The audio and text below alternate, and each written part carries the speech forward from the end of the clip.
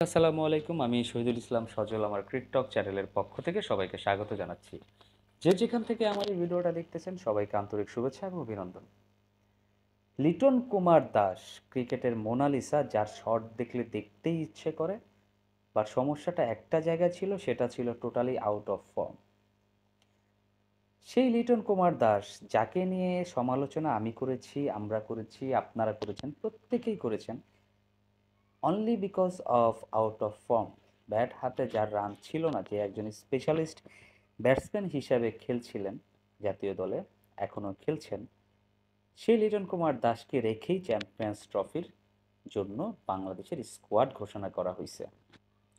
তো দর্শক, আমি কিন্তু জিনিসটা আগে থেকে অনুমান করেছিলাম। আমি আগেও একটা ভিডিও করেছিলাম, আপনারা চাইলে আমার পেছনে ভিডিওতে, ইউটিউবের ভিডিওতে দেখে আসতে পারেন, যে আমি আগেই ধারণা করেছিলাম যে হয়তো বা লিটন কুমার দাস, মুস্তাফিজুর রহমান বাদ পড়ে যেতে পারেন। কিন্তু মুস্তাফিজুর রহমানকে হয়তোবা রাখা হয়েছে যে অনলি ফর এক্সপিরিয়েন্স, সে দলের অভিজ্ঞ একজন বোলার, দ্যাটস ওয়াই মুস্তাফিজুর রহমানকে রাখা হয়েছে। বাট বিশ্বাস করেন, মুস্তাফিজুর রহমানের কিন্তু আহামরি ফর্ম নাই। এই যে বিপিএল চলতেছে রানিং, এইখানটাতেও কিন্তু মুস্তাফিজুর রহমানের ওরকম উইকেট নাই। আর পাকিস্তানে যদি খেলা হয়, অবভিয়াসলি ওই ধরনের ফ্ল্যাট পিচে মুস্তাফিজুর রহমান কী করতে পারবেন, আমার সেটা সম্পর্কে কোনো আইডিয়া নেই।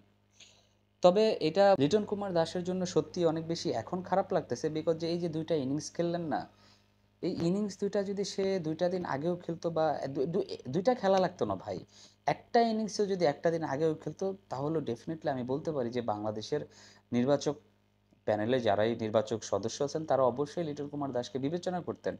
বাট আসলে কেন বিবেচনা করেন নাই, সেটা হচ্ছে ওই যে একটা ব্যাপার, রানের খরা ছিল, লিটন কুমার দাসের ব্যাটে বলে করতে পারতেছিলেন না, অনেক বেশি প্রেসারে ছিল। বাট আসলে প্রত্যেকটা ব্যাটসম্যানের লাইফে এরকম যায়, বাট আমার কাছে মনে হয় যেন লিটন কুমার দাসের বেলায় জিনিসটা একটু অনেক বেশি হয়ে গেছে। একটা ব্যাটসম্যান টানা ৮টা ৯টা ১০টা ম্যাচে যখন সিঙ্গেল ডিজিটে পড়ে থাকেন, তার মধ্যে যদি ৪টা ৫টা ডাক থাকে, সেইখানে আসলে নির্বাচকদেরও কিছু করার থাকে না। তো লিটন কুমার দাসকে কিন্তু আজকে একটা ইন্টারভিউতে জিজ্ঞেস করা হয়েছিল যে আপনাকে চ্যাম্পিয়ন্স ট্রফির দলে রাখা হয় নাই, কেন রাখা হয় নাই, কী মনে করেন?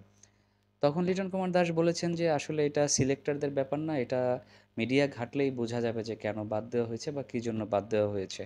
তো উনি আরও বলেছেন যে আপনাদের আল্লাহ, আমার ভগবানের উপর আমার অবশ্যই বিশ্বাস আছে যে হয়তোবা আমি কামব্যাক করতে পারবো। হ্যাঁ, এটা আমিও বিলিভ করি যে লিটন কুমার দাসের মধ্যে এখন যে খারাপ লাগাটা কাজ করতেছে, সেটা যদি সে শোককে যদি শক্তিতে রূপান্তরিত করতে পারে, অবভিয়াসলি আমার কাছে মনে হয় একটা চ্যাম্পিয়ন্স ট্রফি গেছে, খারাপ হয়েছে, তাতে কি হয়েছে? ভবিষ্যতে এই একটা জায়গায় ওই যে সব কিছুরই একটা ধাক্কা থাকা লাগে। আপনি যদি লাইফে ধাক্কা না খান, তাহলে আপনি বুঝতে পারবেন না যে আপনি আসলে কোন দিকে এগুবেন, কোন দিকে কী করবেন, কারা আপনার কাছের মানুষ, আর কোনটা হলে কি করতে হবে, কোন পজিশন থেকে আপনার কি করা উচিত, সেটা অবশ্যই আপনাকে ধাক্কা খেয়েই বুঝতে হবে। তো লিটন কুমার দাসের জন্য আমি মনে করি যে এটা বেশ ভালো একটা সুফল বয়ে আনবে। হোপফুলি আশা করব যে লিটন কুমার দাস আবারও রানে ফিরবেন। আহ, চলতি বিপিএলে যে একটা ইনিংস খেললেন ভাই, 55 বলে 125 রানের একটা ইনিংস, অসাধারণ, প্রায় 225-30 রানের স্ট্রাইক রেট, খুবই খুবই চমৎকার ব্যাটিং ছিল, ব্যাটে বলে দারুণভাবে হচ্ছিল। তো এই জন্য আর কি আফসোস লাগে যে লিটন কুমার দাস ফিরলেন তো ফিরলেন, বাট একটু দেরি করে ফিরলেন। এইরকম একটা দুইটা ইনিংস যদি কিছুদিন আগেও খেলা যেত, তাহলে হয়তো বা লিটন কুমার দাসকে নিয়ে এত দ্বিধাদ্বন্দ্বে আমার কাছে মনে হয় না কোনো নির্বাচককে পড়তে হইতো। এটা আমার কাছে কখনোই মনে হয় না।